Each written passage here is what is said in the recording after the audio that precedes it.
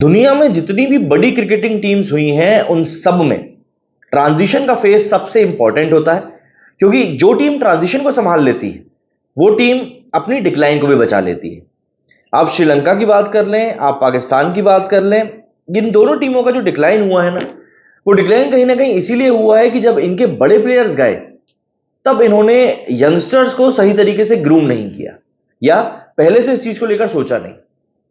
जब हम इंडिया की बात करते हैं तो चाहे आप गांगुली से द्रविड़ से धोनी की बात करें, आप धोनी से विराट कोहली की बात करें, और अब जो हम एक नेक्स्ट फेज में जाने वाले हैं जिसमें कि रोहित शर्मा के रिटायरमेंट के बाद में हम अगला एरा देखेंगे इंडियन क्रिकेट का, ये एक ट्रांजिशन फेज होने वाला है। पिछले जो फेजेस थे वो काफी अच्छे रहे, जिसमें कि धोनी और विराट वाला फेज तो सबसे बेस्ट था। धोनी ने ही विराट को तैयार किया और उसके बाद जब कैप्टनसी शिफ्ट हुई लोगों को पता भी नहीं चला। अब ऐसे में सबसे बड़ा सवाल यह है कि आने वाले समय में जब गंभीर इंडियन टीम के हेड कोच होंगे, उनके रहते में कई सारी बड़ी चीजें होनी है। 2027 का वर्ल्ड कप रोहित और कोहली खेलेंगे या नहीं खेलेंगे ये पक्का नहीं है। चैंपियंस ट्रॉफी खेलेंगे ये श्योर है, पर वर्ल्ड कप पक्का नहीं है। T20 से वो पहले ही संन्यास ले चुके हैं। मतलब ये है कि दबे पांव ही सही, लेकिन इंडियन क्रिकेट में भी ट्रांजिशन शुरू हो चुका है। अब इस ट्रांजिशन में होगा ये कि गंभीर को आने वाले खिलाड़ियों को लेकर कुछ बड़े डिसीजन लेने पड़ेंगे। तो ऐसे में विराट कोहली और रोहित शर्मा का जो एक कहते हैं ना मत, उस मत की कहीं ना कहीं जरूरत भी कम होगी और गौतम गंभीर खुद भी शायद उनसे कुछ चीजों पर कंसेंट नहीं लेंगे। एग्जाम्पल के लिए बीसीसीआई की अगर हम बात करें तो जो रिपोर्ट सामने आई है उसमें यह बताया जा रहा है कि गौतम गंभीर को कोच बनाए जाने को लेकर विराट कोहली से कोई सलाह मशवरा नहीं किया। अब यहां पर कई लोग ये बोल सकते हैं कि यार विराट कोहली से सलाह मशवरा करने की जरूरत भी नहीं थी, क्योंकि विराट ना तो कप्तान है ना उप कप्तान है, एज अ प्लेयर खेल रहे हो। लेकिन यही समय अगर हम लोग सचिन के समय का याद करें तो सचिन हो, गांगुली हो, द्रविड़ हो, इन सबसे बातचीत करने के बाद ही कोच को लेकर फैसला किया जाता था। लेकिन आज वो समय बदल चुका है।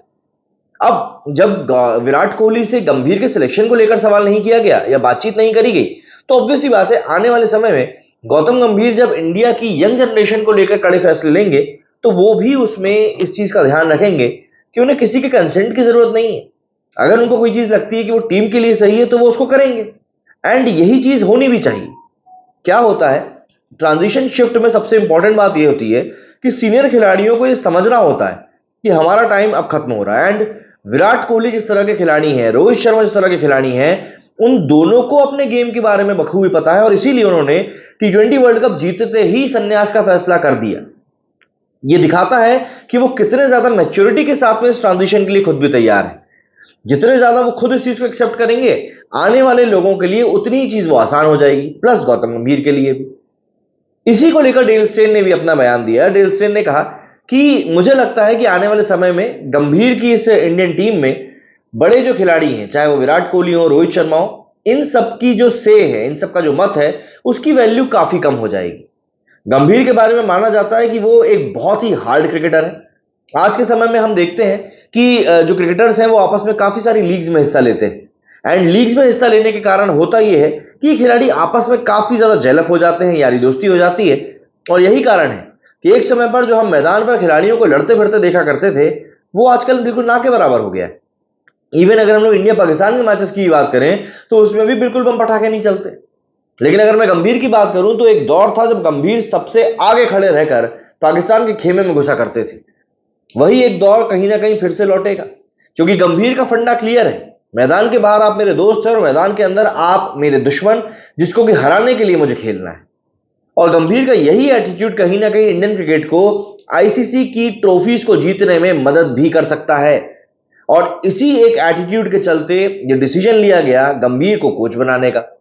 अब देखिए, गंभीर एक ऐसे कोच हैं जो कि मतलब रिजल्ट ओरिएंटेड गेम खेलते हैं। उनको चाहिए रिजल्ट। उनको इस बात से मतलब नहीं है कि किस खिलाड़ी का क्या स्टेटस है क्या नहीं है, उनको रिजल्ट चाहिए। और वो खिलाड़ियों को बैक भी करते हैं अगर उनको लगता है कि नहीं यार इसमें दम है। आप सुनील नारायण को देख लीजिए, आप हर्षित राणा को देख लीजिए, आप आंद्रे रसेल को देख लीजिए, श्रेयस अय्यर को इवन देख लीजिए। इन सब खिलाड़ियों को उन्होंने केकेआर में रहते हुए बैक किया था। तो यहां पर इंडियन टीम के सामने सवाल सबसे बड़ा यह है कि जो ये आने वाला ट्रांजिशन फेज है उसमें कितना ज्यादा सपोर्टिव टीम गंभीर के लिए हो सकती है, और गंभीर इस पूरे दौर में क्या ऐसे डिसीजंस ले पाएंगे कि बड़े खिलाड़ियों को बुरा भी ना लगे और जो पूरा का पूरा एक माहौल है वो भी खराब ना हो। कमेंट करके जरूर बताइएगा कि आपका इस बारे में क्या कुछ सोचना है। मेरे इस वीडियो में फिलहाल इतना ही। जय हिंद, जय भारत।